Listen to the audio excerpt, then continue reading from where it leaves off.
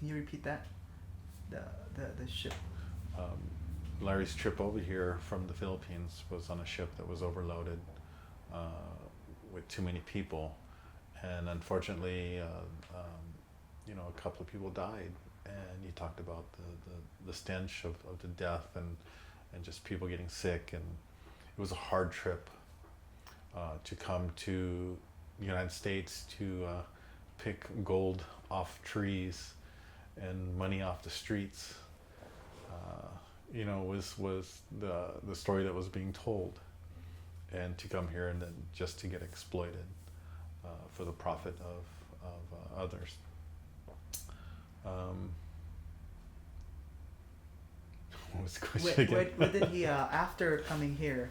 Because we're trying to figure out how did he end up being an organizer. Okay, that's right. Yeah, at 14 years old, working out in Washington, he landed in Washington, and working out in the lettuce fields there, seeing the injustice that was happening, the exploitation, they began to immediately strike, and just at that time, everybody was so segregated. He wanted to stand up for his own people, and as a young 14-year-old, that's what he did. He stood up for what was right. So, and I think from just that point on, it just kept on going. The exploitation, and my father was in Watsonville when the riots happened there, and I just found that out recently. And even the state of California made a resolution to apologize to the Filipino people of Watsonville and for the laws that were created against us. And that was a huge step too, and that happened, I believe, in 2011. So. What happened in Watsonville? Oh, you don't know? Well, it's I don't know personally, and also it'll be good to flesh it out. Well, what happened in Watsonville is the same thing, but the only difference was, I believe it started out, if my memory serves me correctly, it was 1938. There was a couple of gunshots fired into the Filipino work camp, and one of the workers was killed in his bunk, and that kicked off the riots. And of course, all the Filipinos were very angry, upset, and like I said, they fought back. When they got pushed, they pushed back. So that's basically what happened. Did Larry get training by some of the organizers here?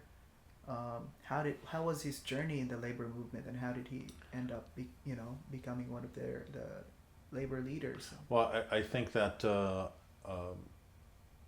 just being part of it, wanting to be part of it. As far as training to be a labor leader, I'm sure he saw it all. He worked with them. He took part in all of it. I can't really say what his training was, but I can definitely say his training, his education was in the School of Hard Knocks.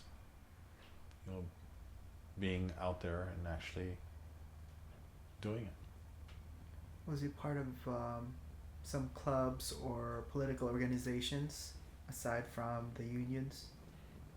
Absolutely. There was several. He was a part of Leonardo de Travalos. Wait, I didn't say that correctly. Oh, that's you. It's not my phone. Well, it's plugged in over there. He was part of What was that group? Leonardo's. Oh, I can't remember the name of it. What were they?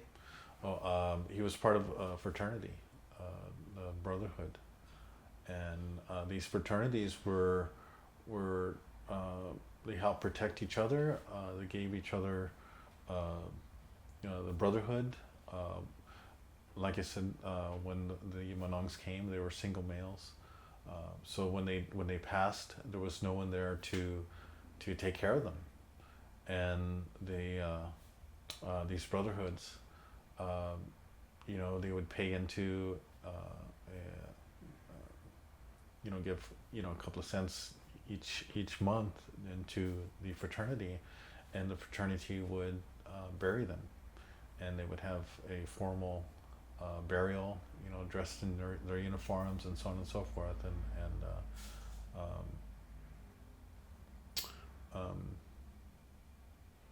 they took care of each other.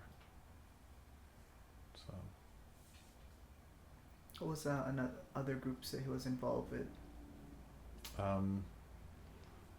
There's actually many, too many that I can remember. He.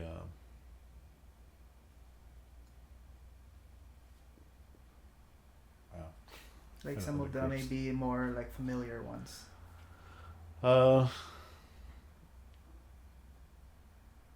He was a founding member of the ILWU,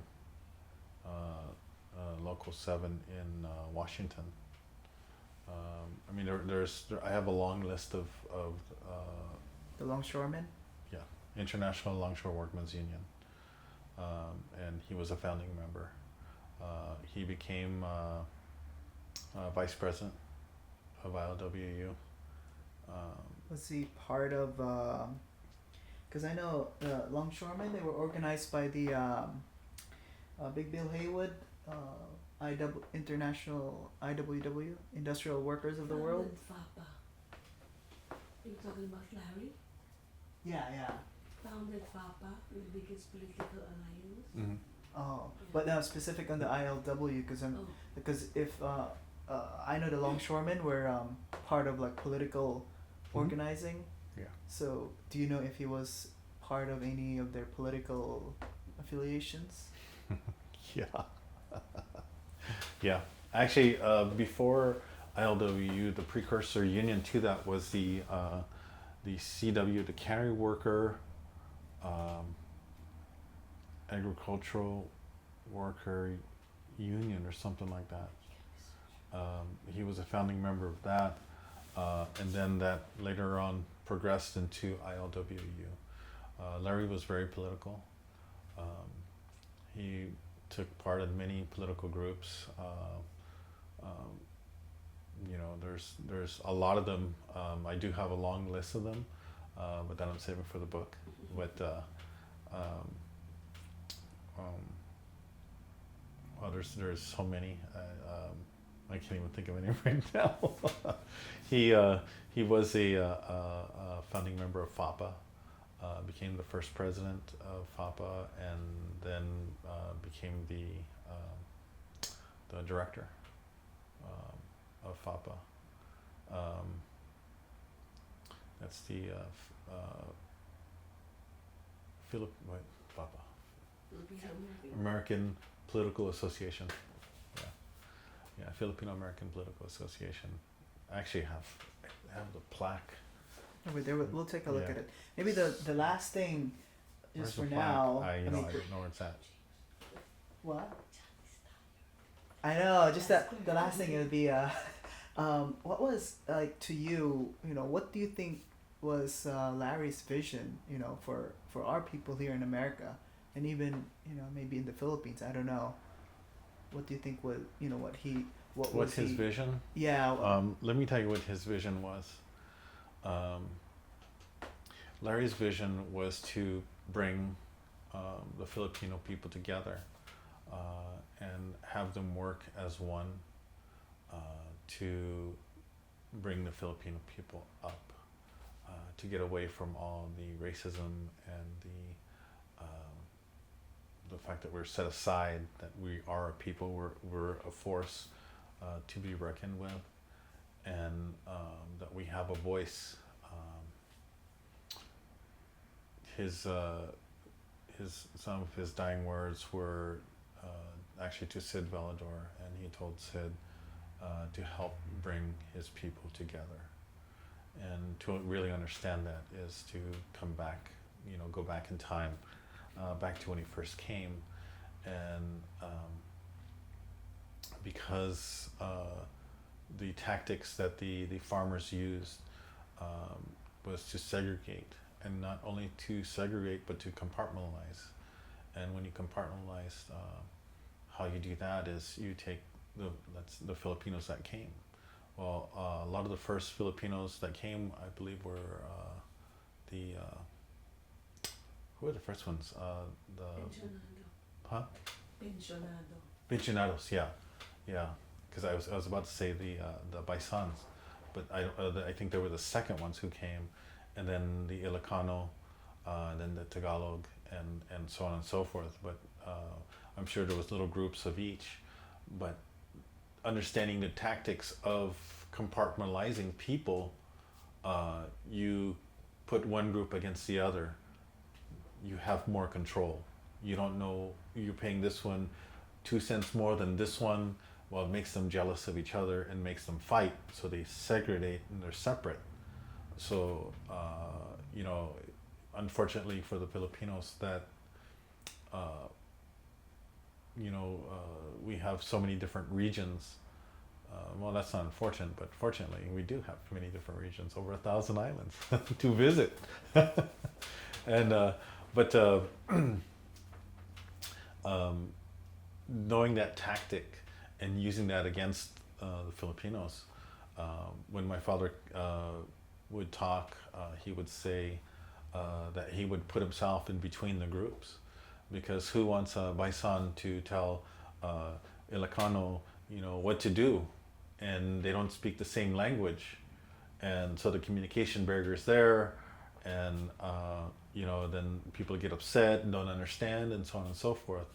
And fortunately for my father, he spoke up to 7 different dialects of Filipino, and he was able to communicate. But he also learned many other languages, which made him a great communicator and a more effective union organizer, because he did speak Chinese, Cantonese, Portuguese. I saw him learn Japanese when he took a trip to Japan, just to see him, and he just had this ability to learn languages. He spoke English, he spoke Spanish, he spoke 2 dialects of Spanish. I remember him talking to I can't remember the name. It was a Mexican Indian, and no one could communicate to him, but so they called my dad, and so he came and spoke to him in his indigenous language. And I remember as a kid going, just being completely blown away. And but his ability to communicate helped bring the Filipinos together. He would go, during meetings and stuff, and 2 separate groups would be fighting against each other, and Larry would go, and he would hear, they're fighting over here, and he would go in between the groups, and he was fearless.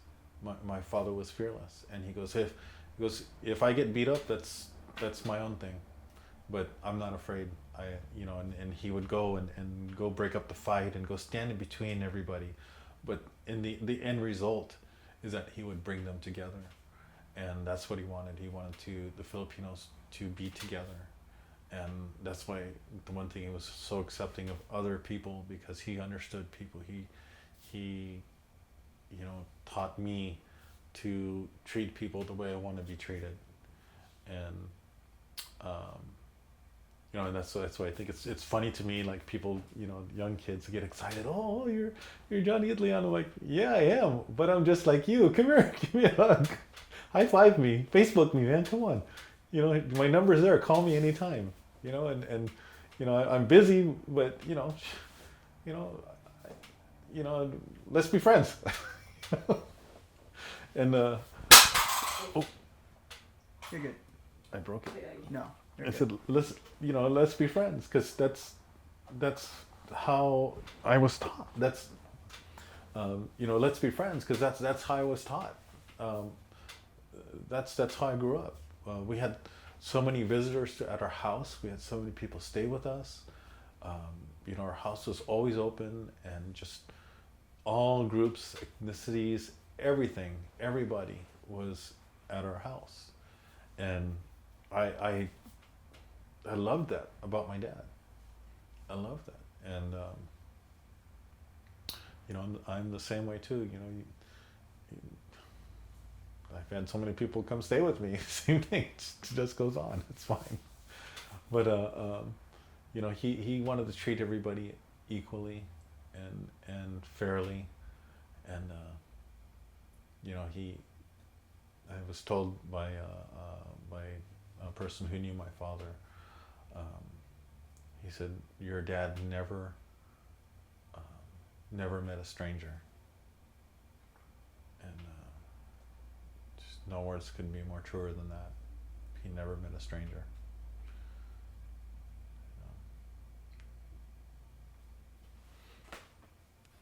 Hello, everybody. I would like to welcome you to the third annual Larry Itliong Day in the city of Carson. This is a very important day to me and my family, honoring the history of my father, the legacy that he has left for all of us.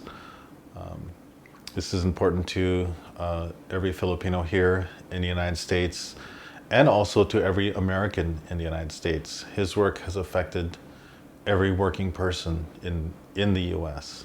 in one way or another. If Larry was alive today, with the times the way they are, he would still be very active. Today, because of what is going on in our government, how our veterans are being treated. He too and his brothers were veterans of World War II, who, by the way, have never received any benefits from World War II. He definitely would be standing up for the veterans in this political and just craziness that's going on with the Obama administration. He definitely would be fighting for the rights of the farm workers today, because basically they're going through the same thing that happened back in the pre-60s. Even to the point where even farm workers are boycotting the UFW, which to me is very sad, because he helped create the UFW.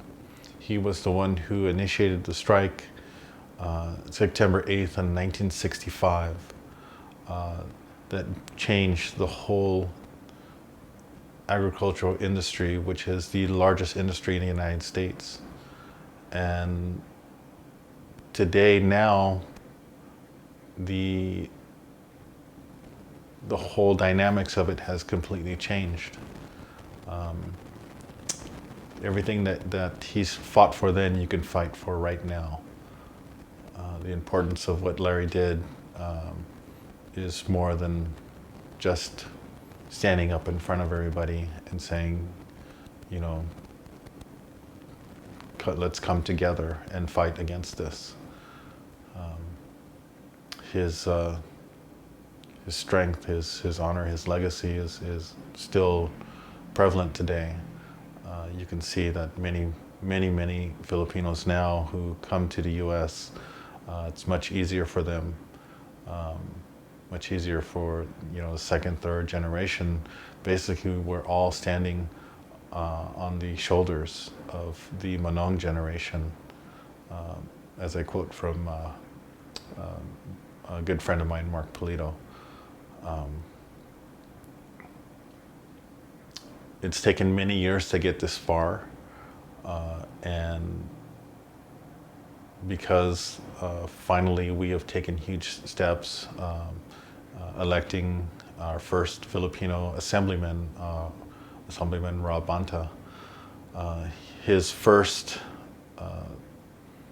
order of business was to create AB 123 to recognize the Filipinos in the agricultural labor movement. And I say agricultural because the Manong generation were probably some of the best agricultural workers, cross-trained in many different kinds of work in the fields. Very, very hard work, and they went through a lot to make things better for us now. And I think that it's important to recognize these things and recognize the other leaders that helped my father, Pete Velasco, Andy Umatan, Philip Veracruz, Ben Gines, and even some of you may know Carlos Bulasan was also a labor leader in Stockton. And so many great men, great Filipinos at the time stood up and fought and sacrificed, their whole family back in the Philippines to come and make a better life for themselves and to send money back home to help take care of their families. And what's sad is most people in the Philippines didn't realize how difficult it was here. The racism, the prejudice,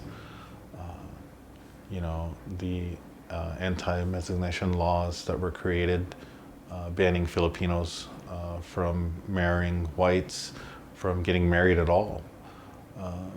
Couldn't buy land, you couldn't vote, and you were segregated to a certain part of town. And I remember growing up on the west side of the tracks, and in Delano, as I too was a field worker. I picked grapes, cherries, chopped cotton, oranges. What else did I do? Goodness. And so I know the struggle. I know the hard work, and I started, in the fields. I believe at 5 years old, and even before then, really, I started my activism with my father, standing in the picket lines. I remember making signs and watching, my father, direct everybody and just witness the beatings and the violence, and looking at the police and the sheriff and wondering why, they're attacking us. And of course, they were the paid goons. If you had the money, then you had the control, and that's still true to today.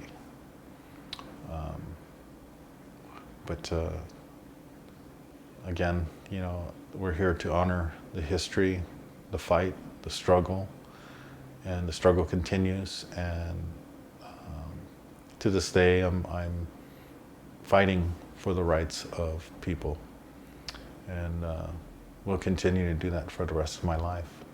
I will continue to work to get my father's history, to get the history of the Manongs, to get them recognized, and for the true heroes that they are. I mean, it's just... All right. Okay, so what are we looking at here? What we're looking at here is a lot of it is resolutions that were awarded to my father. These right here are ones that are recent, and I do have others that were given to my father when actually he was alive. But these are the ones that are recent. The other ones I just kind of want to you know, Okay. keep protected, you know, keep out of sunlight and so on and so forth. But and this is part of my display when I go to events and go to my speaking engagements. I bring this so people can actually physically see these things, and so it's not just words coming from someone. It's actually, you know, written on paper, So and also photographs too as well.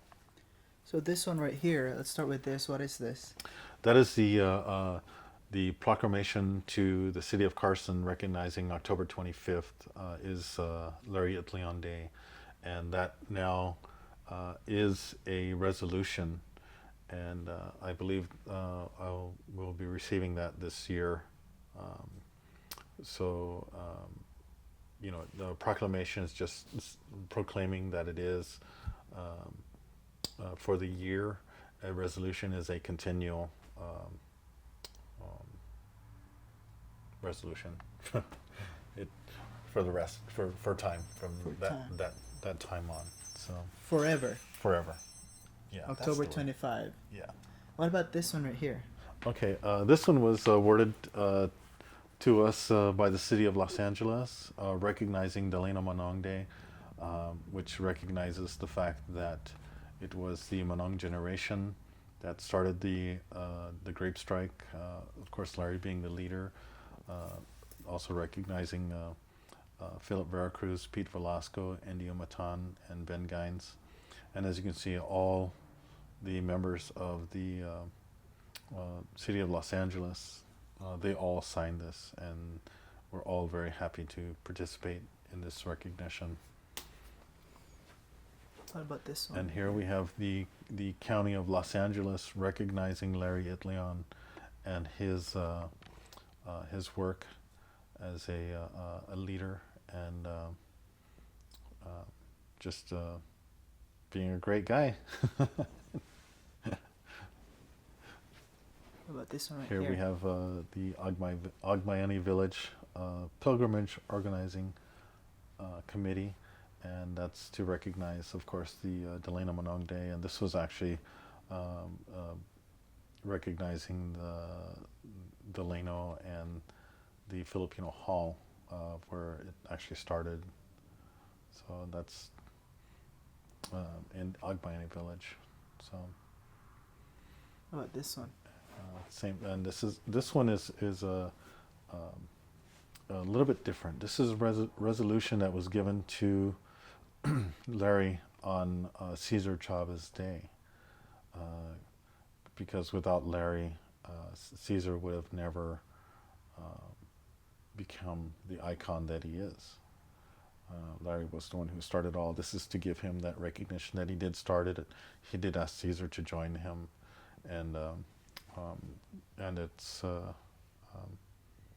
it's appropriate to recognize Larry on Cesar Chavez Day. This one? And that's accommodation for his work and service to the Filipino people, to Americans. You know, just it's accommodation for his great work and his legacy. So this one right here.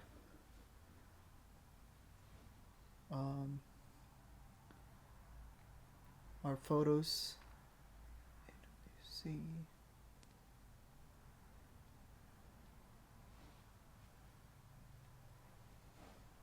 This is the documentary. Yes. When was this released? This actually has not been released. It's still being worked on. The editing hasn't been completed as of yet, and the funding too as well.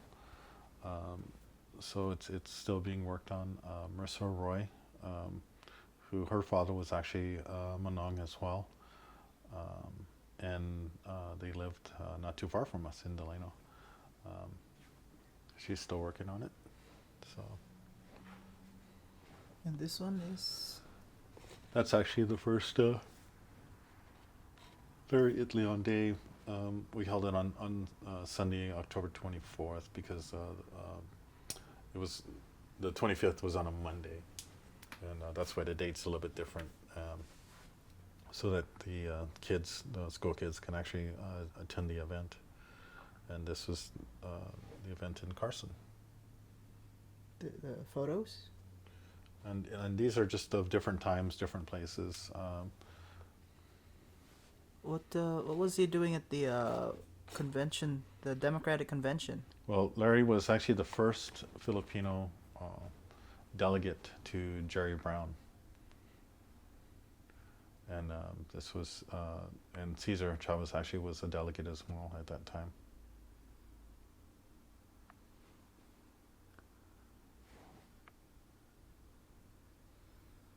He went to Brazil? Yes. What was he doing in Brazil?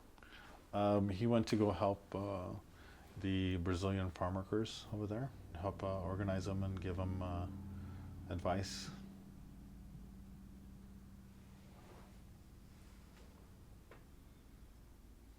Who was Pete Velasco to Larry? Well, Pete Velasco actually was Larry's best friend. He was one of the first people that Larry recruited to join AWOC. And Pete Velasco ended up becoming the treasurer of the UFW until he passed.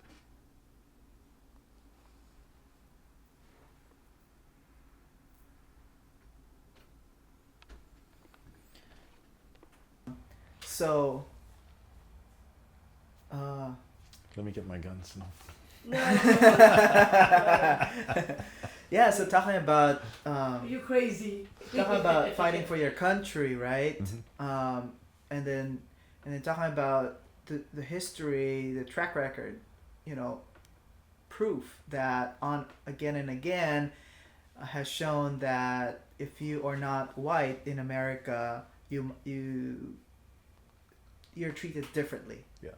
So I've been trying to figure this question out for some time now. What does it mean to be an American? I've been researching history books, trying to read the Constitution. Is there anything that tells, that says you have to be white, you have to be from a certain ethnic background, you have to look like this to be an American? Or do you have to believe in one way or the other? What does it mean?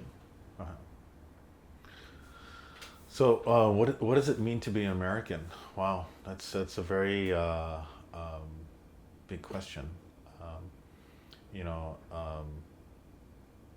Even to come from the Philippines back since the 1890s, after the Filipino American War, which has never really been recognized as a war, the colonization of the Philippines by America. And then to bring the labor force from the Philippines to here, to the United States, and to be completely misused and abused by big agricultural industry. What is it? What makes them American? Wow, when you look at that. It took the hands of many Filipinos to feed America, to make America grow, and this was before World War II, and even though the injustice, the racism, always getting paid less than the others. The other ethnic groups, even the Mexicans, the Japanese, and the Chinese, we always were paid less, 10 to 15 cents less per hour. And then to be proud of what they're doing and do such a high level of how do I want to say,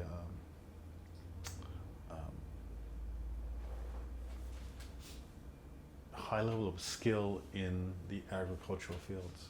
Filipinos were always better at picking and taking care of the crops, and the skill level was very high. But then to be abused and paid less to want to go fight for, the country, to protect this country and to protect the motherland, and to join the military here and to be treated the same way, to be looked down upon, to just be treated unfairly, to go fight and give up lives and all that, and what is it to be American? My God, what do you have to do to enjoy the same benefits of being white America? And still to this day, it's the same thing. It's the same thing. It's very prevalent. And if you look at corporations, you look at God, it's 2013 and we have our first assemblyman. 2012, we finally have our first court justice, Supreme Court justice, and one,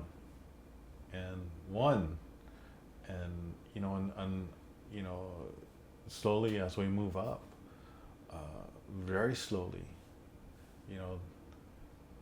since the time that we came here, 426 years ago.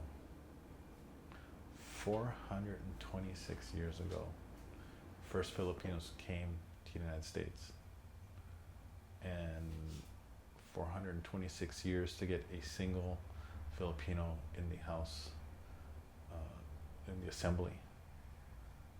That's a long time. How much longer before we have a Filipino president? How much longer? So the question is, what is it to be American? I think we're all Americans already. I think we've all paid a high price for it. I think that so much is more is owned to us. And I think it's time now that things really change. And for me, the change started in 2010 with the first recognition from, not even from Delano, but from the city of Los Angeles, awarding September 8th, 1965, Delano Manong Day, recognizing the Filipinos in the agricultural worker industry. And then a few months later, Carson giving Larry his first day in the United States. And since then, Los Angeles, the county of Los Angeles recognizes Larry Itliong Day, and just we're just going to keep on moving forward. And when I say Larry Itliong, I say the whole Manong generation, because there were so many leaders, there were so many people who fought, and there's many of those Manong brothers that, the single males that came to work that just passed and had no family. So there's no one to carry on their name. And I feel that my dad is doing that for them.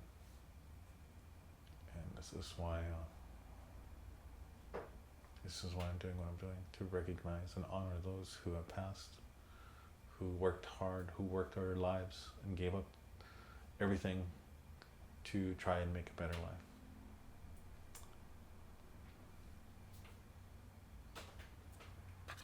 So rolling camera is now rolling. Okay, hold on. What? So, are you ready? Yes, I have been rolling. All right. So let's start with the your message for the city of Carson for Okay. the Larry Itliong Day, which is on, just start with like Okay. what the day, what is when is Larry Itliong Day, and then. Well, should I do a greeting? Like welcome to the fourth annual Larry Itliong Day. How is no, the third. is it gonna be the 10th, opening? No, What it's is not, the- it's not gonna be. How are you gonna introduce the video? Yeah, well, just a message from Johnny, the son of Larry. So he is addressing The crowd. Crowd. the So crowd. basically, like, Okay. welcome to the third annual Larry Itliong Day. My name is Johnny Itliong. I'm the son of Larry. This is the third annual October 25th Larry Itliong Day. Okay. How's that? Is that Yeah, okay, so. Let's do a second take on that. That was Okay. that was good. Let me get closer. Since this is a video message. Okay. All right. So can you do a second take on that? okay? You want me to look at you? Look at the camera. Camera? Because, Okay. This is for the audience. Okay. Hello, everyone. I would like to welcome you to the third annual Larry Itliong Day on October 25th, 23rd day. All right. Let me do it. All right. So okay. So yeah, what's with everything going on right now, like these people, that 11 million that are undocumented, they are working the fields. Mhm. Like probably paid way below minimum wage. Yeah, of course. Yeah. Yeah, and So when it comes to immigration, I have mixed emotions about that. I feel that everybody should have a chance to make a better life for themselves. I believe that America does need new blood. I believe that the immigrants that come work harder, a lot harder than most Americans. Could you imagine if all these people that were unemployed would just, go work out in the grape fields, go work out in the cotton fields and such? They couldn't do it. That's why they're not doing it. That's why we need the immigrants to come and work and do that work. But again, you look at it and they're being completely exploited. The amount of money that these big agricultural industry makes is nothing to what they pay. And of course, it's always the profit. The profit's always more important than helping people. I feel that you should have an opportunity to come here, but I also feel that you should, like my father, go through the process of becoming a legal citizen here, a legal immigrant. It's a very hard subject. And as far as the government, I would have to say, absolutely. The government is not doing what they should do because of the profit. I mean, look at everything that's going on right now. You look at all the decisions that the government is making. It's all about profit, about their group of friends, their family, to make money. They say the war is over in Iraq. There's over 5,000 contracting companies making, and we're still spending $1 trillion in Iraq for what? For all these contracting companies. You look at all these companies, these corporations, it's the industrial military complex, and they're all just paying themselves outrageous amounts of money for ridiculous things. and it goes the same way with the ag industry. They just so much power, and just it's all about profit. It's all about profit. My father speaks about all this, and what he said back then is exactly what can be said about now.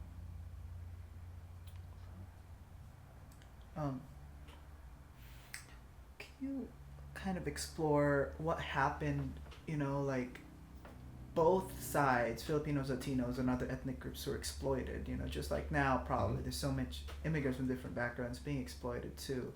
But what happened, in terms of like the Filipinos, if our leaders that stood up to, down in history where people don't even know that there were Filipinos, that it's all about Cesar Chavez.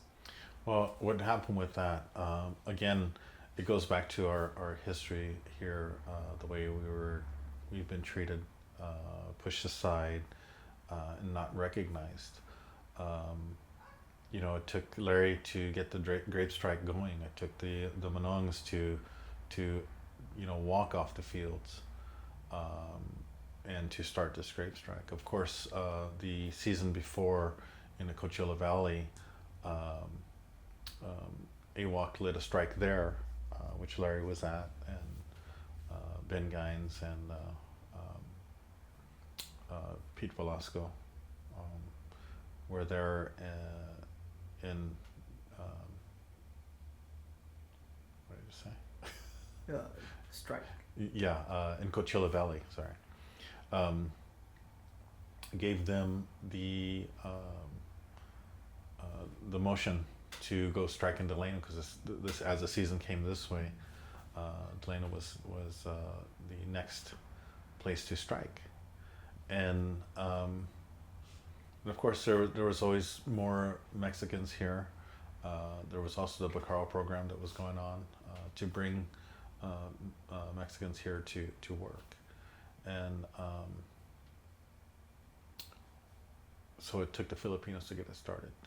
And what history doesn't know is that Larry went to Caesar to ask him to come join the strike, and Caesar refused him 3 times, and the 4th time that Larry went back,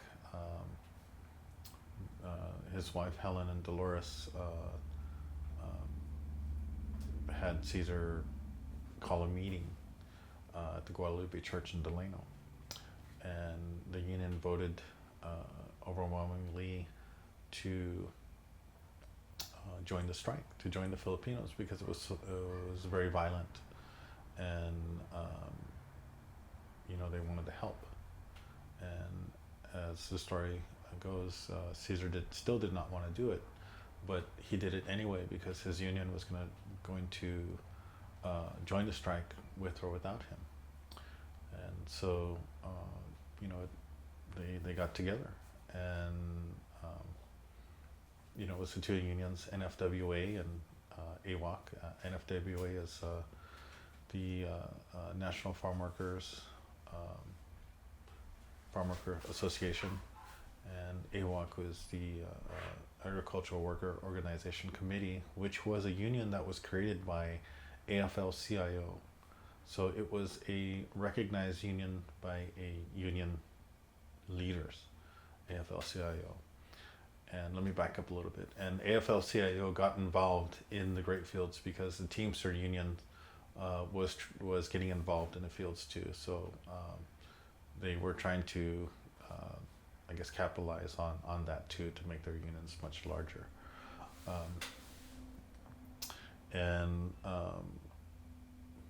Larry did get recruited to AWOC as a strike leader, and of course he led the strike in Delano, and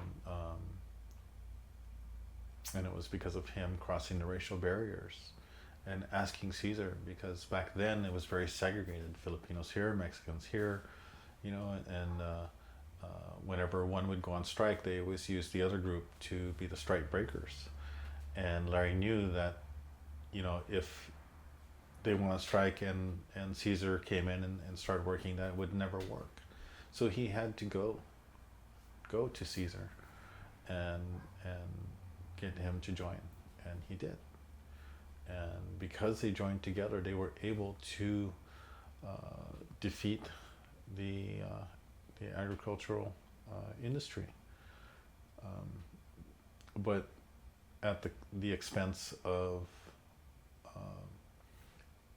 the Filipinos really losing a lot of their ability to do anything in the union, because when the two merged together, as the charter says at AFL-CIO, Caesar excuse me, as the charter says in AFL-CIO, Caesar was the director and Larry was the vice director, and he was supposed to be equal to Caesar. And because there were more Mexicans than Filipinos, of course the votes would always get higher, the Mexican vote. And eventually it was more than Larry could take, because one thing that people have to understand is Caesar was in his 30s and Larry was 50 years old at the time, with 30 years of experience of creating many different unions. And Caesar had only maybe 10 years at the most. And when you weigh 10 to 30, and Caesar, I believe, was only in 3 other unions, and Larry was in probably 20 other unions, and from like the beginning, from the actual creating, founding members of many different unions. And so because there was more Mexicans than Filipinos, of course the vote and everything always went towards the Mexican side, even to the point where the meetings were held in Spanish, and which left the Filipinos feeling very what's the word, left out. And just like our history, we were always left out. And unfortunately Caesar did the same thing, even though you look at the website, and first time I looked at the UFW website, it took me 45 minutes to find my dad's name in there one single time. And if you look at the actually YouTube's a great place to look. If you look up, type in UFW, you can see Caesar's speeches, so on and so forth. He would say the Filipinos started the strike, but the Filipinos actually have names. The Filipinos actually have histories, and even to the point where Dolores received, humanitarian award from President Obama, but it mentions nothing about Filipinos. And it's just even from the UFW, from Caesar to Arturo Chavez, or Arturo Rodriguez, who is the president of UFW now. Depending upon who the audience is, the Filipinos get left out, but the names aren't even brought in, and left out again. And that's why I'm here. That's why you're here. That's why we're doing this, and I will continue to do this till the names are put in there, till the history is corrected, and and hopefully my children will do the same. But I will continue this fight until the day I die, because it's worth it. What about Filipinos here now that came here after Larry's generation? Nurses and some professionals.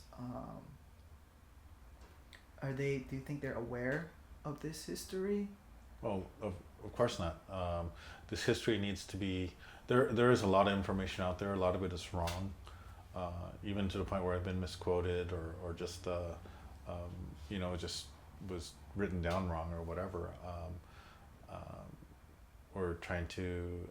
There's a documentary that's being created by Mercer Roy, which you'll see today, and trying to bring out some of the history of it. But really, until I get a book made with the true history, with the documentation that I have, with the photos that I have, with the recordings that I have, then the real history will be out there. But at least it's out there, and the changes are actually happening, and it's just a continual fight until it's done. So like I said before, we need to know who we are here, as a people, and this is, the story of Larry, the story of the Manongs is a great story. Is what Americans are. They were Americans. So, Larry, he's been an organizer for 30 years, right? When they, when the whole grape strike happened. I'm trying to understand, where is Larry coming from? Like, who was his influence? How did he become Larry? Why did he involve himself in the labor movement for like these 30 years? And, why did he care? Why did he stand up? I would have to say because of his parents. His parents, they taught him good values. My father was from Pangasinan, San Nicolas, and just there's been many leaders that came out of San Nicolas, or should I say San Nicolas? See, but I still do have my Filipino accent. Many leaders have came out of San Nicolas, and I think my father said he used to hear attorneys standing on boxes and speaking out, at the plaza, speaking politically and so on and so forth. He talked about how his father was a very good man, very honest person, hardworking. And I didn't get to hear a whole lot of stories about my grandparents, but those I do know. And if my father was a reflection of his father, then he was a very good man. And coming here at the young age of 14 years old to a whole entirely different country, crossing the Pacific Ocean to get here in such harsh conditions. It was a ship that was over, more people than it was supposed to have, and told stories about a couple of people actually dying on the way over here on the ship, and the smell and so on and so forth. It was very wasn't a pleasant trip. Okay, rolling. Jeez. Hello everyone, I would like you, okay. So There we go. So, okay, let me set it up. Okay. Yeah. So what's the importance from your heart of declaring this as a Larry Itliong Day? Okay. So let's say, what legacy do you want your father? Well, do we want to do the welcome first? What? get past the welcome, then we'll go on. No, okay. I guess it can be tied in, just just like when you're giving a speech, it's why are we here? Why first are we of all, I don't even- give speeches. No. So just try to answer the question, I guess. As part of the introduction is why are we here? Okay. Because the welcoming, it doesn't have to be formal, like welcome everyone, but it's also kind of to segue into this to your message. So why are we here? Okay. Jesus. This is why I don't do these very often. Okay. Hello, everybody. I would like to welcome you to the third annual Larry Itliong Day in the city of Carson. This is a very important day to me and my family, honoring the history of my father, the legacy that he has left for all of us. This is important to every Filipino here in the United States, and also to every American in the United States. His work has affected every working person in the U.S. in one way or another.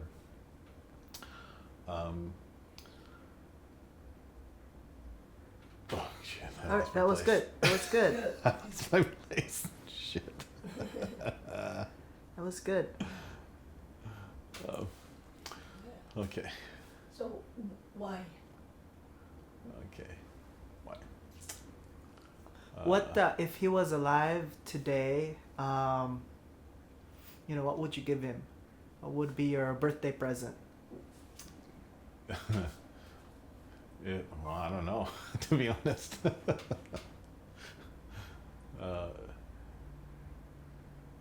Or what would he say to us okay, right now if he was still alive? Should I repeat that? Yeah. Okay. Like repeat. So it can stand on its own. So if I was, repeating the question. If Larry was alive today, with the times the way they are, he would still be very active. Today, because of what is going on in our government, how our veterans are being treated. He too and his brothers were veterans of World War II, who, by the way, have never received any benefits from World War II. He definitely would be standing up for the veterans in this political and just craziness that's going on with the Obama administration. He definitely would be fighting for the rights of the farm workers today, because basically they're going through the same thing that happened back in the the pre-60s. Even to the point where even farm workers are boycotting the UFW, which to me is very sad, because he helped create the UFW. He was the one who initiated the strike September 8th in 1965 that changed the whole agricultural industry, which is the largest industry in the United States. And today, now, the whole dynamics of it has completely changed. Everything that he's fought for then, you can fight for right now. The importance of what Larry did is more than just standing up in front of everybody and saying, let's come together and fight against this. His strength, his honor, his legacy is still prevalent today. You can see that many Filipinos now who come to the U.S., it's much easier for them, much easier for the second, third generation. Basically, we're all standing on the shoulders of the Manong generation, as I quote from a good friend of mine, Mark Polito. It's taken many years to get this far, and because finally we have taken huge steps electing our first Filipino assemblyman, Assemblyman Rob Banta. His first order of business was to create AB 123 to recognize the Filipinos in the agricultural labor movement. And I say agricultural because the Manong generation were probably some of the best agricultural workers, cross-trained in many different kinds of work in the fields. Very, very hard work, and they went through a lot to make things better for us now. And I think that it's important to recognize these things and recognize the other leaders that helped my father, Pete Velasco, Andy Amatan, Philip Veracruz, Ben Gines, and even some of you may know, Carlos Bulasan was also a labor leader in Stockton. And so many great men, great Filipinos at the time stood up and fought and sacrificed, their whole family back in the Philippines to come and make a better life for themselves and to send money back home to help take care of their families. And what's sad is most people in the Philippines didn't realize how difficult it was here. The racism, the prejudice, the anti-miscegenation laws that were created, banning Filipinos from marrying whites, from getting married at all. Couldn't buy land, you couldn't vote, and you were segregated to a certain part of town.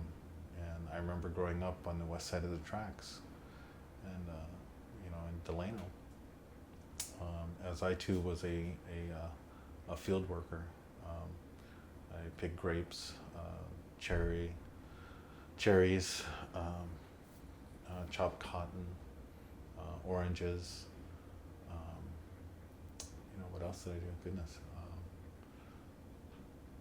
And so I know the struggle. I know the hard work, and I started, in the fields. I believe at 5 years old, and even before then, really, I started my activism with my father, standing in the picket lines. I remember making signs and watching, my father, direct everybody and just witness the beatings and the violence, and looking at the police and the sheriff and wondering why they're attacking us. And of course they were the paid goons. If you had the money, then you had the control, and that's still true to today. But again, we're here to honor the history, the fight, the struggle, and the struggle continues. And to this day, I'm fighting for the rights of people, and will continue to do that for the rest of my life. I will continue to work to get my father's history, to get the history of the Manongs, to get them recognized, and for the true heroes that they are. Oh, my hand. What's wrong with your hand? I can't hold it straight. Here. Sit here. So, There you go. that message is good enough. No. Is that too loud? Oops, careful, those you. Oh, okay. So, what does the Larry Itliong Day mean to us today?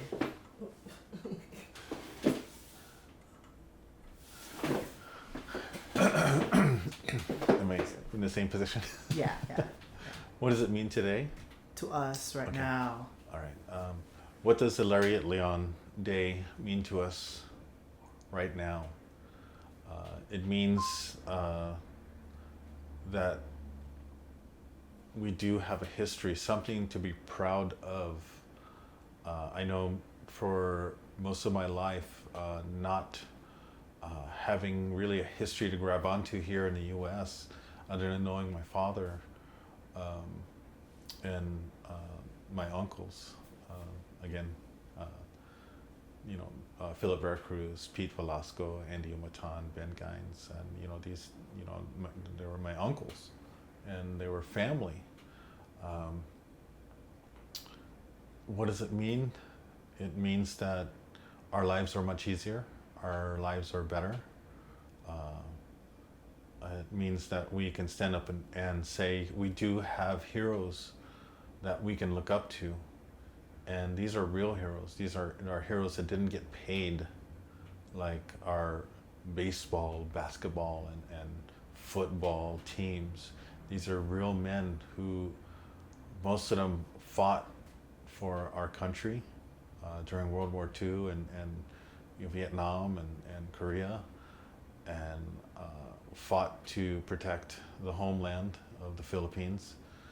And these men were honorable, and these men were, like I said, were real men. These are the examples that we need to follow, and really not worry about what kind of car we have, or do we have the latest app or the latest piece of technology, and to go back to our roots here.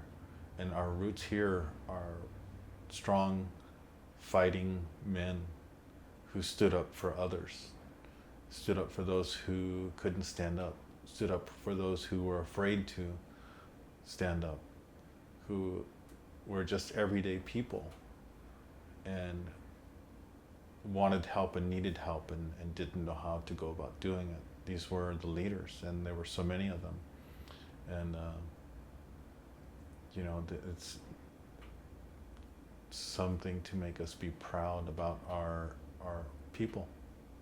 And the one good thing about, a great quality about Filipinos is we accept everybody, and you can see that in my father's history, that everybody was accepted, and we should be proud about that. One last thing, talking about what they did, are there still issues that we as a people right now are fighting for today? Absolutely. I mean, we have issues with our immigration. We have issues with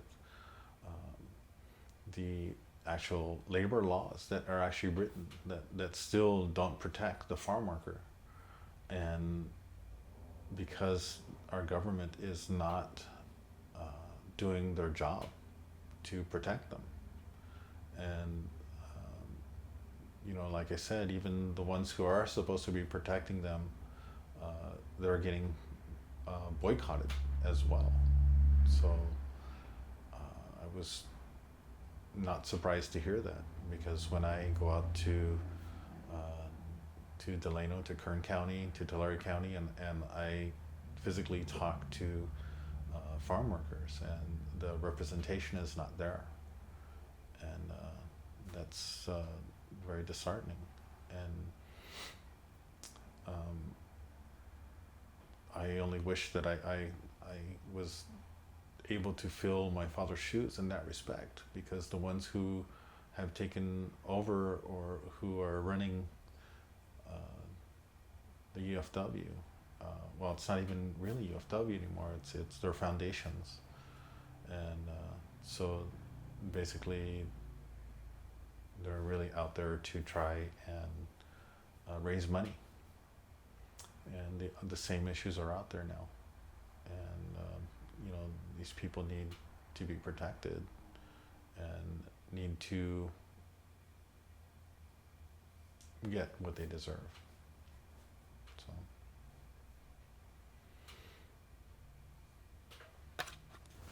So So today, right? We have the whole immigration thing going on, and I've been investigating that right now. Why the Senate passed, you know, uh, immigration reform, but House representatives, still refuse to put it to a vote. And I'm trying to figure out why.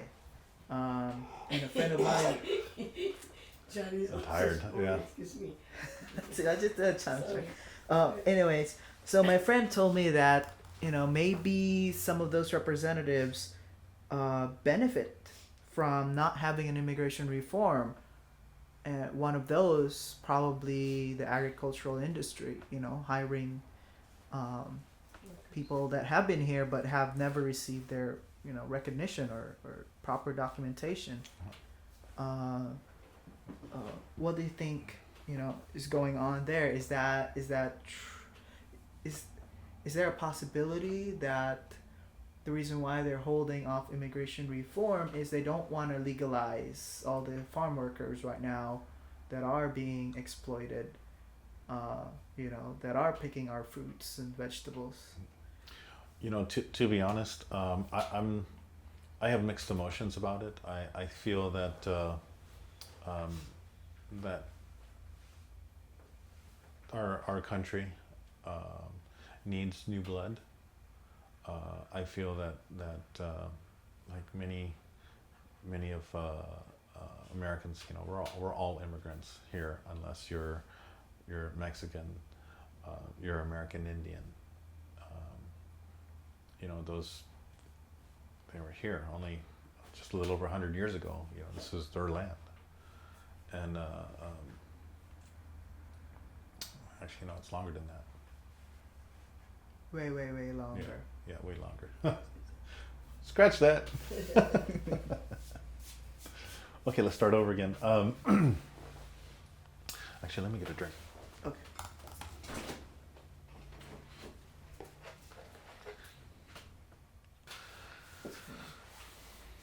So, you rolling?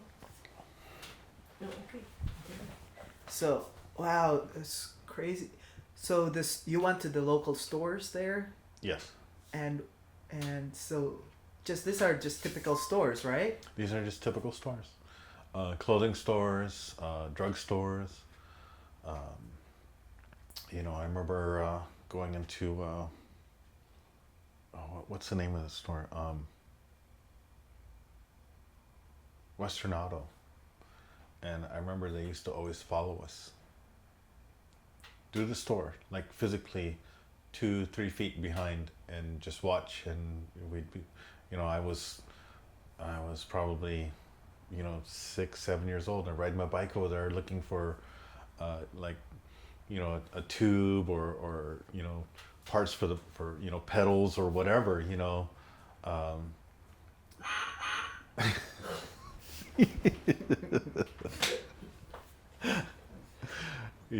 and let me start over. Yeah. To the store. So Talking about racism, laughing, no. But yeah, going into stores and just people, the storekeeper or the owner would just physically follow us. I remember going to Bakersfield and the same thing. What are you doing here? What do you want? Get out. And just not good. Just not good. I remember my father, he would carry a gun with him, because many times we got, through the years we got so many death threats. He got so many death threats, and the police weren't out there to protect us. The sheriff was not there to protect us. The sheriff was there to protect the interests of the money. And my father spoke many times about, just about the money. He even told, well, not told, but he talked many times about, the government offering him money. I believe one time was like $50,000 to help with the strike or something like that, and to help calm the strikers down, some strike, and I think it was with the Teamsters, and he goes, that's, I'll take it, but that's only like $1.10 for each of my my constituents, my union members. That's not enough money, because he wasn't going to keep it for himself. He was going to distribute it to the union, right? And he's just laughing when he's telling you that. That's not enough money. That's $1 per person. How can we live on that? Because that's just the way he was. There was no way he would take the money. And if he did, it would be for everybody. It wouldn't be just for him. If you're gonna bribe a person, you bribe us all, right? So he just laughs and walks away from them. It's like, who was this people that was offering him the? I have it on recording. That I'm gonna save that for later. So, okay. Yeah. But it's so funny. It happened to him a few times. Even from the State Department. So. And you mentioned, like cars, carrying shotguns and pointing it at you. Yeah. And you were. Sorry. Oh my God, my alarm. Sorry. No, sorry.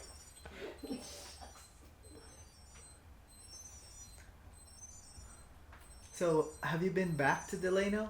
Yeah. Do you still see some of those stores? You know what? When I go to Delano, it's usually for an event. That's when I go to Delano. We just did Destination Delano.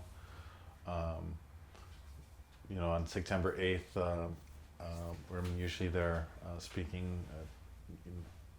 Around that time, speaking about the beginning of the Delano Grape Strike, which was September 8th, 1965, and there's been many events. Excuse me. We start that over again. On September 8th, 1965, was the beginning of the Delano Grape Strike, and there's been, many, a couple of resolutions written about that, and so we have events there throughout September, which is, just the segue to October, which is Filipino American History Month, which was created by FONS, and I am a FONS member of the Filipino American National Historical Society. I'm on the board member of the FONS LA, and because of FONS, we do have the October Filipino American History Month, which just happens to be my father's birthday, which is October 25th. So, it's a great time, and great many events are happening, and it's. So you didn't. Do you wanna? Do you still have do you still remember those days if you pass by the streets? Yeah, I do remember those days. I remember church being burnt down. I remember just there's a lot of memories, a lot of mixed memories, a lot of good memories, especially when we go to Filipino Hall. I have so many good memories there. But and I can remember people going by and yelling and screaming profanities out the window, back in the day. But what would they say? Just they cuss and whatever, and peel out, and I was very young at that time, so it's just memories that I really don't care to remember. I'd rather have the good ones, just push those along and move forward, because there's it was always a fight, a struggle to go forward, and forward is what we did. Is kept on moving forward. Hold on. James, Yeah. what is this? Are you running out of battery? Or Oh. is it? Yeah. Yeah. Okay, so want me to turn it off or what? Yeah, that's fine. Well, you want to plug it in? There's a plug No, right there I don't too. think I have The charger. the charger for it, so Okay. that's fine. Yeah. So the church, what happened? What's that? The church. Oh, it got burned down. It was burned. Which church? What church was it? You know, it was. I think it was close to Dover Street. But I remember, you know, just the heightened awareness of everybody, and you know, all the uncles and aunties were, you know, nobody left by themselves. I remember everybody would leave in groups, go do, you know, run errands in groups, buy groceries in groups, and you know, it was just a lot of violence, and there was beatings, and there was gunfights, and even just recently I was talking to an old farm worker from Arvin, and he was telling me stories that, you know, they would have gun battles, you know, across the fields. They'd be shooting at each other, and because it was very violent, and you know, of course, you know, the Manongs were always, you know, when violence would happen, you know, they would, when they would push, we would push back. You know, that was one thing about Larry and a lot of them. And a lot of them were in the military. So of course they had that skill, and of course a lot of them also practiced, you know, the Skarma, Kali, and you know, knew how to protect themselves. And that's what they did. When it was time to protect themselves, they did. So. Have you ever had a gun point at you? Yes, unfortunately. How many times? A few times.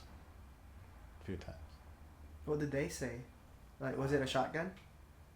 You know, there was pistols, there were shotguns, revolvers. You know, it just. I remember, you know, I remember just looking down the street and, you know, guns sticking out of cars, and just, it was, you know, it was just, like I said, it was a very violent time. I mean, I standing in the fields, boycotting, you know, there was, you know, police and, you know, spraying pepper spray and beating people with clubs, you know, and you know, it's just, it wasn't right. I knew in my heart it wasn't right. And I was too young and too small to do anything about it. But, you know, things are different now. As you can see, I am wearing my Oath Keeper shirt. So. What is what's an Oath Keeper? Oath Keeper is when you're in the military, you swear an oath to the Constitution to protect the people of the United States, to the President of the United States, and the way our political environment is now, our government has become pretty much our enemy. Perfect example is this government shutdown, where I'm gonna get all political now. Where the World War II memorials that are a completely open space. There's never any guards there. Right off the street, sidewalk grass, and the Iwo Jima Memorial. The Obama had the feds put barriers around the thing, spent thousands and thousands of dollars to put barricades, and we call them barricades because Obama has, like, I don't know, 5 different names, aliases that he's gone by. Most people don't realize and know that. The history of Obama is very elusive, and even his birth certificate's not even real. So, and that's just been proven. But anyway, trying to keep out our World War II veterans, and a lot of, like I said earlier, a lot of our Filipino veterans have never received any benefits. Although, because of Obama, some did, but we never did. We never. None of my family has ever, and you know, like we stood up for what is right. Why do you think is that so? Like they fought during World War II, same as anyone else. Oh yeah. Well, the thing too is about it is that the first medals of honor were given to Filipinos in World War II, the very first ones, and there were several of them, and even to the point where some of our Filipino military was actually in the U.S. military and the Philippine military fighting the Japanese, and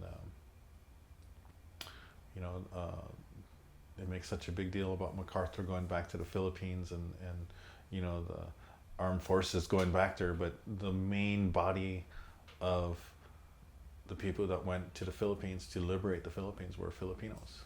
And it was just recently that even on the History Channel, we're finally starting to see a little bit of our Filipino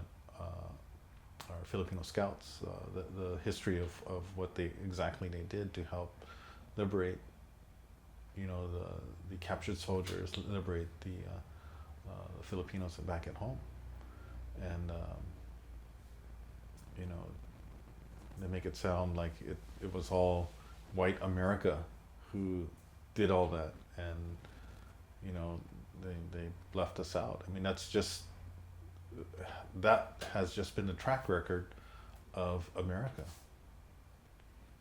Perfect example of a track record. The last American Indian treaty that was signed by the American government with the American Indians was broken in 1989, and every single treaty that was ever written and signed has been broken. And so if you look at that track record, it's not surprising that the history of America treating the Filipino people the way they have has continued to this day. And this is why I'm a strong supporter of JFAB, why I'm a strong supporter of the Manong generation, and a strong supporter of our rights as Filipinos here in the United States, and why I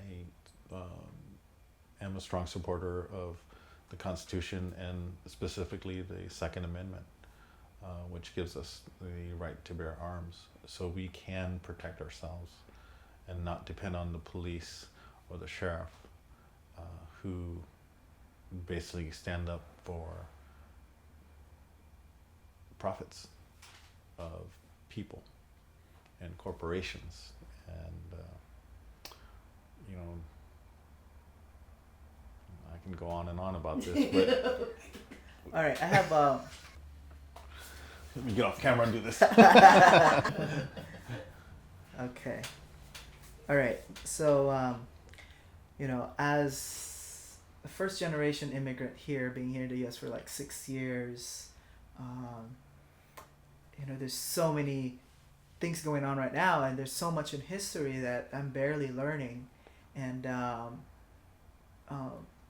being, a child of one of our leaders here in the U.S., and witnessing, even at the very young age, what happened and what they did, I want to be able to kind of like see for myself through you, what was it like before, the issues that they faced, how did they go about addressing those specific issues, was it really that bad, was there really racism going on, what was it really like, was it really hard, or was it just because they were of a particular race, a particular color? What was it like back then, based on like what you can remember, or what your dad told you? Yeah. Well, back then, goodness, the racism was very prevalent. If you look at Delano, the west side of the tracks were the Filipinos, and you know, like many places, you weren't allowed to go. And I remember as a child in Delano going into stores and being followed and watched and asked, you know, what are you doing here, kid? You know, you're not allowed in here. You know, to being, you know, as a child being, you know, scared to death as, you know, pickups drive by and you know, they're pointing shotguns at you and, you know, and driving off and just laughing, you know, calling us monkey, you know, and just, you know, horrible names. It was not, it wasn't a good feeling. And, you know, going through school, grade school and stuff, actually, I went to school at Columbine Elementary, and our principal, who happened to be, his name was Casper Wilhelm, who was a good friend of my father. He was a German, an American German who actually was in the army and fought against the Nazis because he, you know, he didn't agree with that. But he was a good friend of my father's, and he helped protect us from the kids who were from the grape owners.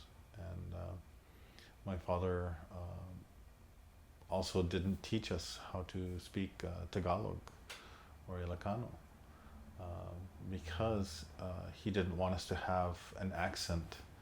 He wanted us to be assimilated into the American lifestyle so that things would be easier for us. And that happened with many, you know, Filipinos that are my age, because they wanted a better life for us, and that in itself is, you know, is tragic, because how do you have a son and not really show, you know, teach him how to speak your language? And but as I grew up, I understood why, and it made sense, especially when you're trying to protect your children, as I have children now, and I'm trying to teach them what my father taught me. My father passed away when I was 11 years old, but he taught me life lessons as a child, and how to be a man, how to take care of a family, and that's what I do. That's why I'm doing what I'm doing. I'm standing up in front of, you know, thousands of people, going all over the country, and representing my father. And for many years, I didn't know why I needed to do this, why I wanted to do it. Deep down inside, of course I did. And because it was the right thing to do. And how I knew that, you know, it comes from my father. He was the perfect example of how a man, a leader, should be. And you know, I'm trying to do the same for my children. I'm trying to do the same for my community. And you know, these are. So that was good. That was really intense Go get stuff. a drink. It's still. Yeah, you want to grab a drink or Yeah. something? Yeah. Hi.